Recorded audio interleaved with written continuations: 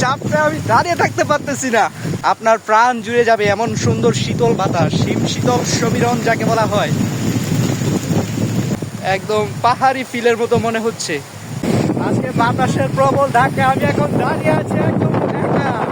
কি অসাধারণ একটি পরিবেশ, চারদিকে অন্ধকার করে এবং কালো হয়ে আসছে ঝড়, অনেকটা কাল বৈশাখীর ঝড় যেটাকে বলা হয় ঠিক সেটা। এই মুহূর্তে আমি দাঁড়িয়ে আছি আমাদের বাগানে, প্রত্যেকটি গাছ তার প্রচন্ড বাতাস এবং ধাক্কায় নড়ে যাচ্ছে। আমিও একদম উড়ে যাওয়ার মতো প্রায় অবস্থা। কি দারুণ! আমার পেছনের ব্যাকগ্রাউন্ড আকাশটা যদি দেখতে পাচ্ছেন, প্রচন্ড কালো হয়ে আসছে। আজকে জানি না কেমন জ্বর হবে, তবে অনুভূতি একদম অসাধারণ, নিখাত এবং খাঁটি বিশুদ্ধ বাতাস যদি আপনি আপনার শরীরে লাগাতে চান তাহলে অবশ্যই বেরিয়ে আসতে হবে ঘর থেকে। নিঃসন্দেহে অসাধারণ একটি অনুভূতি, একদম পাহাড়ি ফিলের মতো মনে হচ্ছে।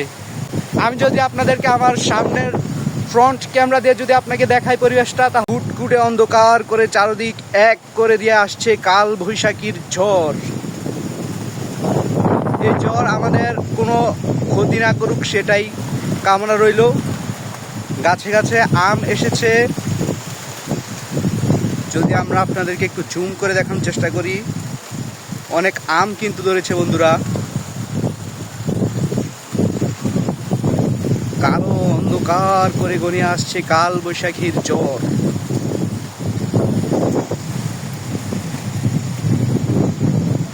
পাখিরা সব উড়ে যাচ্ছে তাদের আপন নীড়ে, একটুখানি বাঁচার প্রচেষ্টা। দেখুন অন্ধকার কিভাবে ঘনীভূত হয়ে আসছে।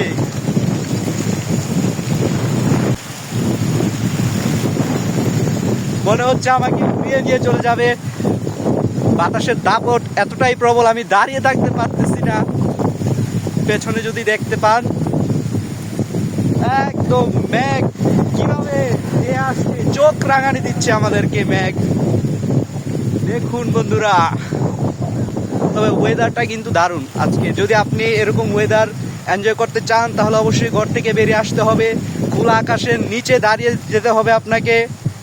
আপনার প্রাণ জুড়ে যাবে এমন সুন্দর শীতল বাতাস, শীতল সমীরণ যাকে বলা হয়। কি অসাধারণ! বাতাসের চাপে আমি দাঁড়িয়ে থাকতে পারতেছি না, এতটাই প্রবল বেগে বাতাস দিয়ে আসছে। জানি না আজকে কি হবে, তবে যদি প্রচণ্ড পরিমাণ ঝড় বৃষ্টি হয়, ফসলের যদি ক্ষতি হয়, সেটা কিন্তু আমাদের জন্যই আবার সমস্যার কারণ। তাই প্রত্যাশা থাকবে খুব বেশি ঝড় না হোক, খুব বেশি ক্ষতি না হোক, তবে মোমেন্ট এনজয় করতে হবে। অসাধারণ, তাই না?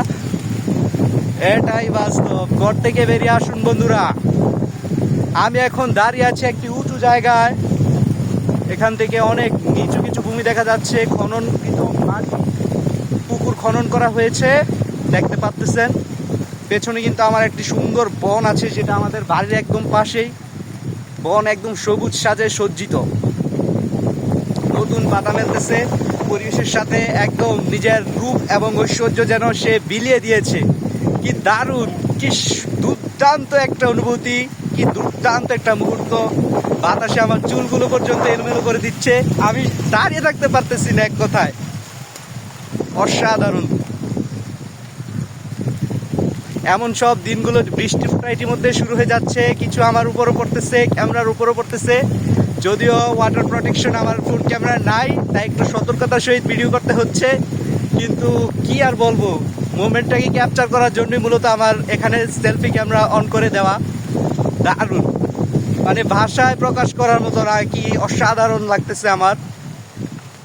দেখুন একটা বার ভিউটা, পেছনে বন একদম সবুজ সাজে সজ্জিত। আরো কিছু বন আছে আমার সামনে, এই পাশটায় যদি ধরি, এদিকেও বন আছে দেখতে পাচ্ছেন।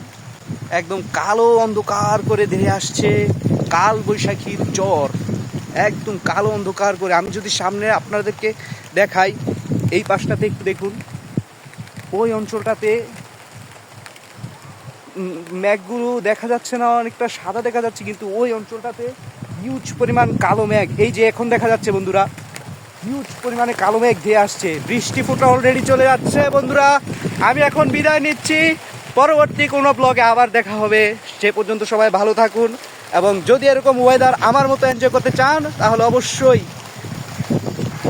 ঘর থেকে বেরিয়ে আসুন।